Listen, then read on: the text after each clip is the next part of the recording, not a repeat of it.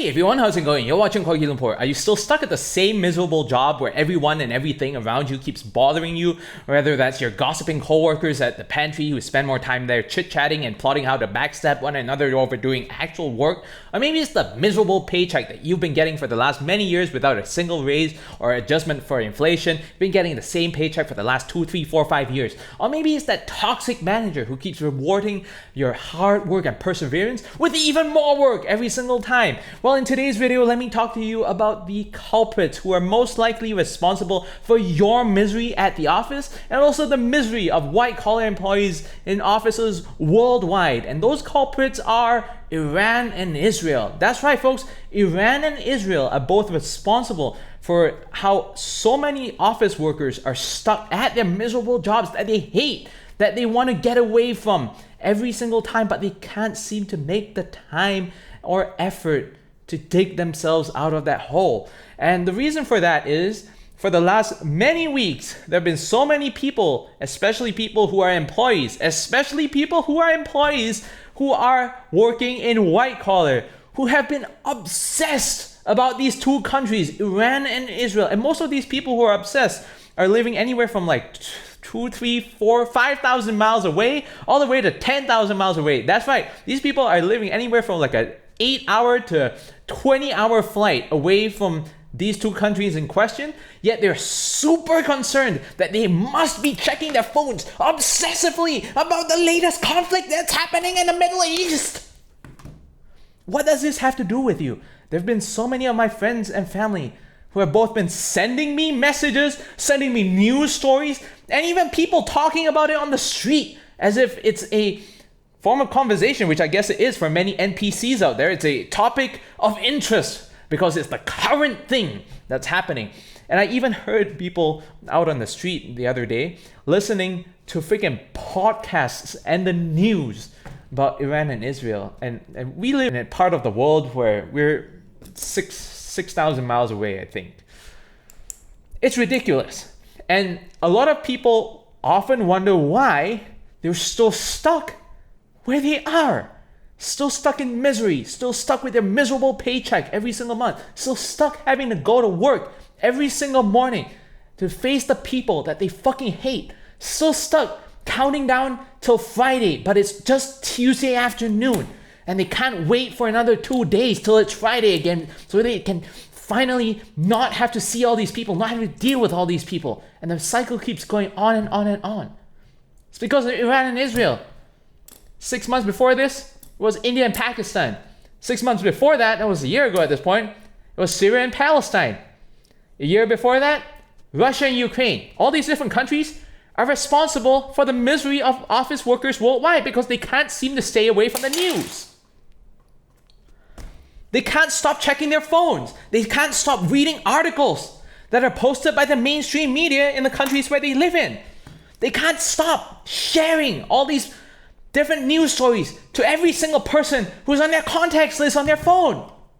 And they wonder why they're going nowhere in life. They wonder why they're still single. They wonder why they're still stuck at their miserable office job. They wonder why they're not married yet without any kids. They wonder why they haven't bought a house yet. They wonder why other people have a better house than them, a better life, a better family, better kids, whatever it is. Because the chances are all those people who are better than you are not spending the same amount of time and energy that you are reading about Iran versus Israel, or Palestine versus Israel, or Russia versus Ukraine, or whatever it is when the FIFA World Cup isn't on the TV right now. That's the exact reason. And people just keep wondering, why is that their lives are just so bad? Because you're focusing your time, energy, and brain cells on shit that doesn't matter. Let me tell you this one weird trick that I highly recommend, especially as a person who has attention deficit disorder. It's not like I'm the most focused person myself all the time. No, I don't claim to be the most focused person at all. In fact, I'm far from that on a pretty regular basis. And I'll talk about that in another video where I'll talk about my ADHD. I'm far from that person, but that one weird trick in order for you to improve your life right fucking now that you can do is just A, put down your fucking phone, and B, when you have the chance to pick up that phone again, start deleting your news apps. Start deleting your social media apps. Because 99% of the news that you read on there has nothing to do with you. It doesn't affect you. It doesn't affect your family or friends. It doesn't affect anybody. But you're checking your phone for an update all the time to see what happened. What happened after that? What's going on? Are those countries bombing each other now? Are those two different countries now friends again? I want to know. Why do you want to know? Does it matter to you? How does it affect you? It doesn't. And that's my point. And yet there's so many people who are looking at this as if it's the latest match of the World Cup. And I don't blame them, because they're busy looking forward to the next current thing, the next game of sports ball, the next game of football, or whatever it is that they want to waste their time and brains on. If you are super rich and you're super content about your life, do whatever you want. You can watch all the football, watch all the Iran versus Israel as you want. I mean, let me just tell you, speaking from experience, when I was a kid, 9/11 happened. Shortly after 9/11 happened, George Bush wanted to wage war on terror, which was basically invading Afghanistan. And shortly after that, he invaded Iraq. What did I do as a small kid? I was just so fascinated by all of this that I literally started watching CNN every single day that I got back from school. I did this for 2 years solid at minimum. And guess what it did for me? Nothing. Nothing. It was the same crap every single day. It was more or less the same news and developments. If it wasn't the literal exact same story, it was just a same variation of that. Oh, this bunch of people got bombed by these bunch of people. Oh, these bunch of people flew a bunch of aircraft over this country. Oh, this bunch of people are now giving press conferences with their suits and ties, giving speeches about things that don't really affect my life at all. I wasted my life, and I was that dumbass person. And that was 20 years ago, and I'm just trying to tell you in this video, don't make the same mistake that I did. Don't make the same mistake that a lot of other people have been making and continue to make to this very moment. Unless you have a job as a news reporter or a soldier who is about to be deployed to one of those countries, or if you have friends or family you actually care about who are living in those countries where shit is happening, I suggest you just turn off the news. I suggest you just close those fucking apps.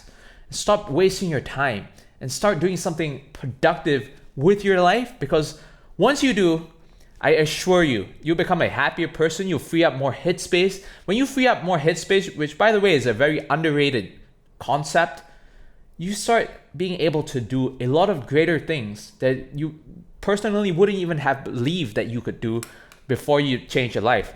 That's what I did. I used to be one of those new consumers as well. I would love to consume content and wait for new content to come out, so to just consume that content. And one day I just woke up and decided, what's that do for me? Nothing. So I decided just to stop. And by stopping, I realized, well, I freed up a bunch of time. Do I spend that time most productively? Definitely not all the time. But at least it's time where I don't spend my time and energy on just brain rotting my ass away reading some miserable ass updates on social media. That's it for today, and I hope you learned something. See you all in the next video. Goodbye.